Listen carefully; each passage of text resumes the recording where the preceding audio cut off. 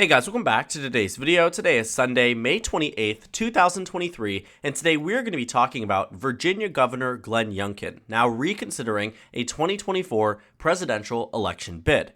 Now, Glenn Youngkin is the incumbent governor from the state of Virginia, first elected in 2021, not eligible to run for re-election in 2025, and now serves to be as one of the mainstream Republicans in terms of governors across the United States. His victory in the state of Virginia came as a surprise to many in 2021. He defeated the former Democratic governor, Terry McAuliffe, by 2 percentage points across the state, in a state that Joe Biden had won in the last election by over 10 points. Joe Biden's victory in the state of Virginia was the largest for any Democrat in decades, and 1 year later actually, Glenn Youngkin completely turned it around and turned it back into a Republican state, at least on the governor level. His electability within the state became a huge testament to the Republican Party's ability at winning elections when they run the right candidates. Following the 2021 Virginia election, everybody shifted their view on the 2022 midterm elections, assuming that Republicans across the nation would nominate candidates like Glenn Youngkin. They could not be further from the truth. And now as we head into 2024 following a pretty bad 2022 midterm elections for the Republican Party, they're looking for new leadership. And that new leadership, in many people's eyes, came in the style and in the now known potential presidential contender viewpoint of Glenn Youngkin.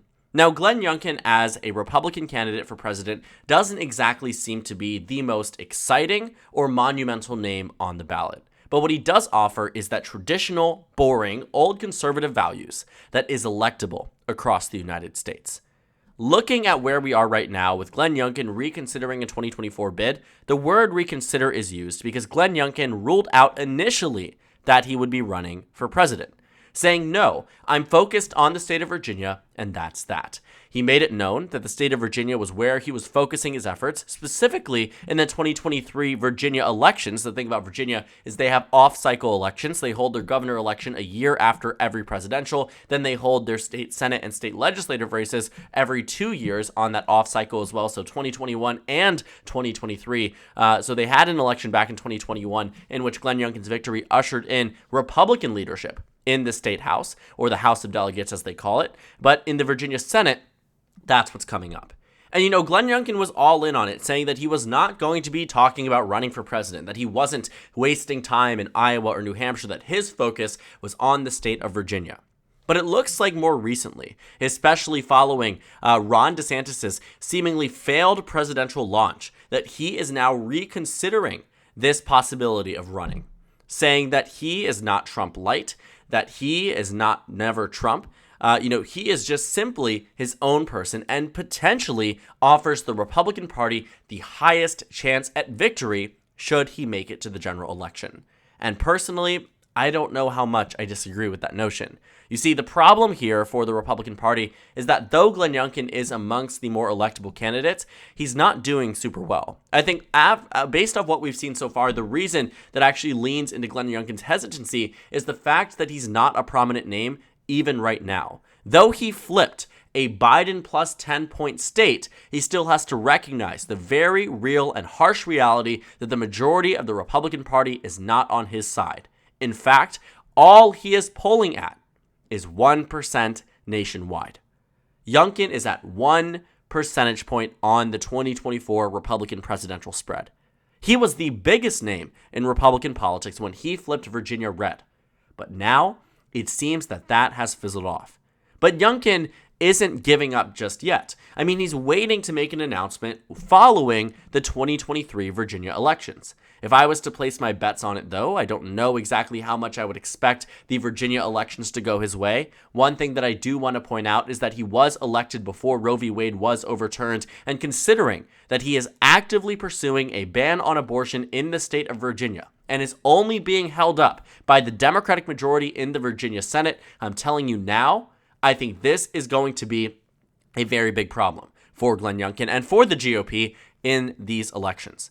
Had Roe v. Wade been overturned a summer prior, I have no doubt that Virginia would have remained blue. And the reason I say that is because what Terry McAuliffe was campaigning on was that Glenn Youngkin's policies were like Donald Trump, that he was pro-life, that he was anti-election, and in many ways they were wrong in that characterization. Glenn Youngkin appealed to a specific portion of voters, and when I say I think he would lose in that circumstance where Roe v. Wade was already overturned, I'm talking 2 to 3 points, not nearly to the extent that Donald Trump does. But one thing that Terry McAuliffe hammered in and that Glenn Youngkin was caught on a hot mic saying was that he would actively pursue a ban on abortion. But the problem was for Democrats that the messaging did not work because Roe v. Wade was in place. They could not mobilize voters in a way around this issue because at the time, education was more important. Well, I'm telling you now, based off polling numbers on the issue of abortion in the state of Virginia, it is a state that heavily favors abortion rights. You're talking a 65 to 35 spread, 60 to 40 spread in a number of polls across the state, historically, decades ago, and currently. The present and the past agree on one thing, and that the state of Virginia is pro-choice. And I do want to caution and say that's not the only issue that voters do care about, but it is one that led Democrats to victory in the 2022 midterm elections. The same reason why I do not think Glenn Youngkin would have had as easy of a time in the Virginia governor election as he did should Roe v. Wade had been overturned earlier. So looking into 2023, it looks as if Glenn Youngkin is waiting to make an announcement following those results. But I'm telling you, the chances are they probably aren't going to be super, super fruitful for the statewide GOP. Though there is still a possibility. I'm not going to write them off just yet. But we still have to think about this in perspective. Even if he decides that, with bad results in 2023, that he's still going to fight for the nomination, we could realistically see him make major headway, at least amongst some Republican Party donors. I don't think he's going to clear the field. I don't think he's going to do as well as Ron DeSantis. But what I do think is that he might make a name for himself that might prop him up for a 2028 presidential bid. A lot of people decide to run for president a little too early to at least put their name out there because they know, in the same case as we've seen for Joe Biden, that sometimes your first election or your second election is not the right time for you to run and win.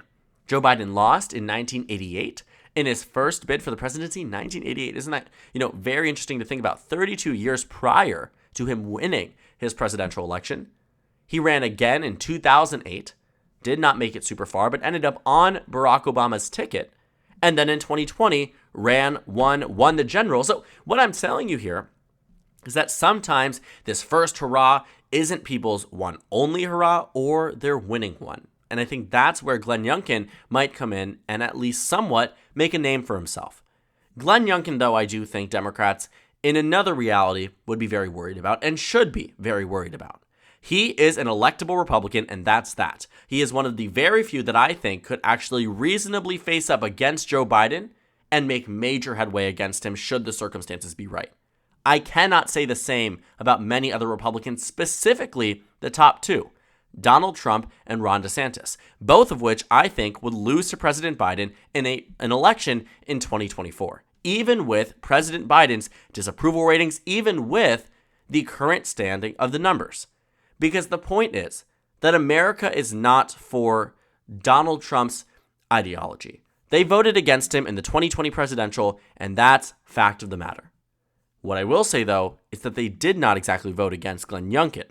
The same state that gave Joe Biden that 10-point victory easily went to Glenn Youngkin. You can see the shift in the 2020 presidential. Every single county within the state went redder by quite significant amounts, too. Some populous counties, Loudoun County, 14 points more Republican. Fairfax City, 10 points more Republican. Manassas, 14. Prince William County, Alexandria, Fairfax. Double-digit improvements for the Republicans because it was Glenn Youngkin on the ballot. Even though his lieutenant governor, Winsome Sears, you see that with the attorney general, these people weren't exactly the, super moderate candidates. It was the person at the top of the ticket that dragged across the finish line many of the other Republicans. And it's the exact same thing that we could see happen potentially if Glenn Youngkin was to be at the top of the ticket. But the catch is, he's never going to be top of the ticket. Realistically speaking, the furthest he would get is Donald Trump's vice presidential nomination, or maybe even Ron DeSantis's if he decides to pull a Ted Cruz and announce early before winning the nomination, and in this case, losing the nomination. But I do think he is someone that Democrats should at least keep an eye on, because this isn't going to be his only presidential bid. He could do exactly what Terry McAuliffe decided to do, take off 4 years, maybe run for Congress if a seat opens up and presents itself, and then run for governor again, win this time, because Virginia, as much as we like to say, states start to build trends and they continue and continue, as Virginia did, got bluer and bluer and bluer. Well, there are people who can put halts in that. The same way Mario Patola put a halt in Alaska, the same way Glenn Youngkin put a halt in Virginia. And I think what we need to recognize here is that this is the beginning of at least some type of candidacy for Glenn Youngkin, whether now or in the future. But pushing that all to the side, okay, we've talked about almost everything that I want to talk about, but there's one final thing that I want us to take away from this, and that is about Ron DeSantis. Okay, I'm talking to you about Glenn Youngkin. What does Ron DeSantis have to do with this? Practically everything. You can see in the Axios scoop, these are the first people who got a hold of this reconsideration from donors and those close to Glenn Youngkin, that part of the reason why he's considering this chance at running again is because they're concerned about Ron DeSantis. This definitely deserves a lot more conversation and discussion than what I am mentioning right now. But what Ron DeSantis has proven to the nation is that he is not as prepared for this presidential bid as many of us expected him to be. We've known he was running. For 2 years, I would have put $1 million down if I had it that Ron DeSantis would be announcing a presidential bid for 2024. It has been painstakingly obvious that Ron DeSantis will be announcing his candidacy and that he will be running for president of the United States. He's had the backing from major billionaire donors.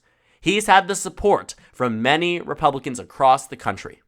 And yet, his campaign announcement was a disaster, and his ability, or rather inability, to win over swing voters outside of Florida cannot be understated. He might be more electable than Donald Trump. In terms of the polls that we've seen, he's still losing, though, to Joe Biden in some of these states.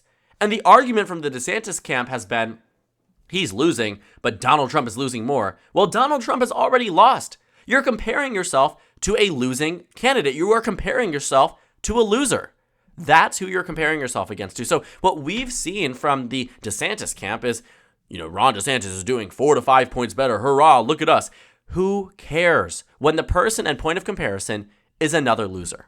So when, besides the Ron DeSantis 20-point victory in Florida, which is phenomenal for him, might I say, he would win Florida by nearly the same amount on the presidential. I have no doubt in my mind DeSantis could do just that. But here's the thing. The country isn't Florida, and the country does not want to be Florida. Republicans started backing out from Ron DeSantis when he took on the Disney family. Republicans started backing out on Ron DeSantis, including Donald Trump, when he went forward with that 6-week ban. When he launched an attack on LGBT Americans, what I would say is that 67% of the country supports the right to gay marriage. You have somebody who is on all the wrong sides of social issues. And while Donald Trump is pro-life, he's not that extreme. While Donald Trump is perceived as anti-LGBT by some, he is not as extreme. While Donald Trump might be seen as someone who mismanages international relationships and domestic relationships, we have never seen someone be perceived as negatively in terms of interactions with businesses as Ron DeSantis on the Republican side in this election cycle. Even Donald Trump, who has certainly burned his fair share of bridges, is not nearly in comparison to Ron DeSantis as negatively viewed by those who value businesses and the state and local economy in the state of Florida. And I think the reason why that's important to note in context of this Glenn Youngkin video is because those things are now starting to make people like Glenn Youngkin, who less than a month ago said, absolutely not, I'm not running, now consider it yet again, because they're worried that with Ron DeSantis' declining poll numbers and him being at a lower point than when he wasn't even in the race, went from being down 10 to down 30, he is making an embarrassment out of the Republican Party that wants so desperately, that portion that so desperately wants somebody else. It is a red flag for Donald Trump that he is only at 53% for an incumbent president, or at least in many people's eyes viewed as the incumbent or the returning president running for re-election. It is equally a red flag that Ron DeSantis and everybody else can't seem to do well at all. DeSantis at 22%, okay. He was at a better position before he announced. Maybe he should have never announced. Nikki Haley being the third place candidate at 4%, it's appalling. It's cataclysmic for the Republican Party that doesn't want Trump to be the nominee. Because at the end of the day, in the way that the Republican primary system is set up, in the way our voting system is set up, Donald Trump will very easily win the nomination. And if voters and Republicans and top government officials like Glenn Youngkin are starting to waver in their support and their confidence in somebody like Ron DeSantis, it's going to cause a lot more of them to enter into the race. Ego is a powerful thing in American politics, and if Republicans truly believe that they are the chosen ones, they are going to split the vote and hand Donald Trump yet again another primary victory. And I think that's also another consideration as well. So there's a lot to think about here. While Glenn Youngkin does provide that electable, moderate, traditional conservative type of candidacy that we have yet to see in the past 2 election cycles because of President Donald Trump, he also, runs the risk of propping up Donald Trump as a candidate. But it also shows, and I know we're taking away a lot of things here, but that's the way American politics is. It's complicated. Glenn Youngkin's hesitancy at just throwing his support behind Ron DeSantis shows us that he's not as confident in Ron DeSantis or any other Republican's ability to defeat Donald Trump than his own. Because the only reason you would challenge Donald Trump is to beat him, not help him, but inadvertently, it might have the opposite effect of what Governor Glenn Youngkin is trying to have on this election cycle. So thank you guys so much for watching this video. Make sure to comment down suggestions below. Subscribe on the left if you haven't already, and check out the Instagram and Twitter. At the bottom left of the screen, there's also a Discord server for you to go ahead and join. On the screen, there's a video you can watch and then a playlist for my 2024 presidential election analysis videos. Again, thank you guys so much for watching, and I will see you all tomorrow.